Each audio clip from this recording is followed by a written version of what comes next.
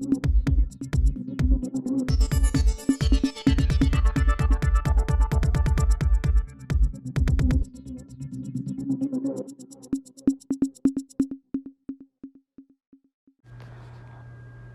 में महाराणा प्रताप स्मारक के शिलान्यास कार्यक्रम में मुख्यमंत्री शिवराज सिंह चौहान ने बताया, आज हम सभी का मन आनंद, प्रसन्नता और गर्व से भरा हुआ है। आज ऐसा लग रहा है कि जीवन सार्थक और सफल हो गया है। मेरा मुख्यमंत्री बनना सार्थक और सफल हो गया है।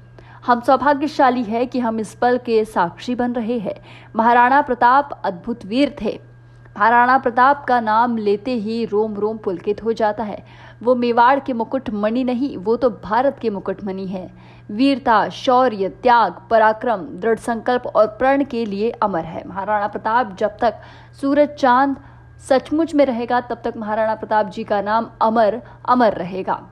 मुगल इनके नाम से कांपते थे। उनकी मां ने बचपन में महाराणा प्रताप को सीख दी थी कि निहत्थे पर कभी वार मत करो, पहले उसे तलवार दो, फिर पराक्रम करो।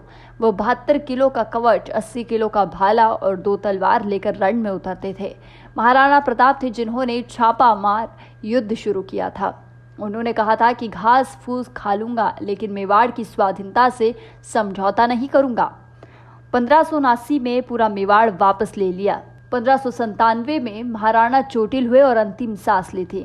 तब उनके शत्रु भी रो पड़े थे और कहा था कि ऐसा वीर हमने नहीं देखा। कुंभलगढ़ दुर्ग से प्रेरित होगी महाराणा प्रताप जी का स्मारक, महाराणा प्रताप लोक की संरचना। उनकी प्रतिमा आपने अभी फिल्म देखी, छोटी सी, उनकी भव्य प्रतिमा लगेगी। उनके साथ बप्पा रावल, कुमार प्रथम, महाराणा हंबीर, महाराणा कुंभा, महाराणा सांगा और महाराणा उदय सिंह के जीवन चरित्र की प्रदर्शनी भी लगेगी। महाराणा की जीवनी पर 20 मिनट की एक फिल्म प्रदर्शन के लिए यहां इंटरप्रिटेशन सेंटर भी बनेगा, ताकि वो फिल्म देखें लोग।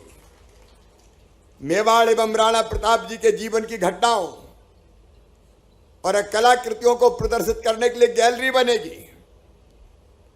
लैंडस्केप एरिया में खुली गैलरियों के माध्यम से महाराणा प्रताप द्वारा वन में व्यतीत किए गए कालखंड का पूरा प्रदर्शन किया जाएगा। चित्तौड़ में महाराणा कुंभा द्वारा बनाए गए विजय स्तंभ की प्रतिकृति भी लगेगी। 2000 लोगों की बैठने की क्षमता का एक आकाशीय मंच होगा, जहां महाराणा प्रताप जी के शौर्य, पराक्रम, त्याग और बलिदान पर आधारित लाइट एंड साउंड शो भी होगा। निकास पार्क पर प्रमुख युद्धों के भित्ति चित्र की प्रदर्शनी होगी। 3D कलाकृतियों का चित्रण होगा और आने जाने वालों के लिए जन सुविधाएं, कैफेटेरिया वगैरह जो चीजें आवश्यक है वो भी बनाई जाएगी। मेरे प्रिय बहनों और भाइयों, अपने हृदय की संपूर्ण श्रद्धा उड़ेल कर हमने महाराणा प्रताप लोक बनाने के लिए का फैसला किया है। कुछ पवित्र काम इस शरीर से संपन्न हुए हैं, चाहे महाकाल महालोक बना हो, चाहे रानी पद्मा, महारानी पद्मावती उनका स्मारक बना हो, रानी दुर्गावती जी का भी स्मारक बनेगा, वो फैसला भी हमने किया। और आज एक ही दिन जन्मदिन पड़ता है महाराज छत्रसाल बुंदेला और महाराणा प्रताप जी का। तो मध्य प्रदेश के कालजयी सपूत, बुंदेलखंड के गौरव महाराज छत्रसाल के समाधि स्थल मऊ साहनिया में उनके जीवन और अवदान पर भी एक भव्य स्मारक बनाया जाएगा। लाइट एंड साउंड शो भी वहां होगा। धुवेला में वर्तमान संग्रहालय का सुसज्जीकरण भी किया जाएगा और विकास भी किया जाएगा। अप्रितम शौर्य के प्रतीक हूं लड़ियो घणो हूं सहियो घणो, मेवाड़ी मान बचावन ने पर आंच नहीं राखी रण में, बैरियारो खून बहावन ने। अद्भुत वीर, महावीर, चेतक पर चढ़ जिसने भाले से दुश्मन संहारे थे, मातृभूमि के खातिर जंगल में कई साल गुजारे थे, झुके नहीं वो मुगलों से, अनुबंधों को ठुकरा डाला, मातृभूमि की भक्ति का एक नया प्रतिमान बना डाला। झुकना जिसने सीखा नहीं। बचपन में हम गाया करते थे, नीला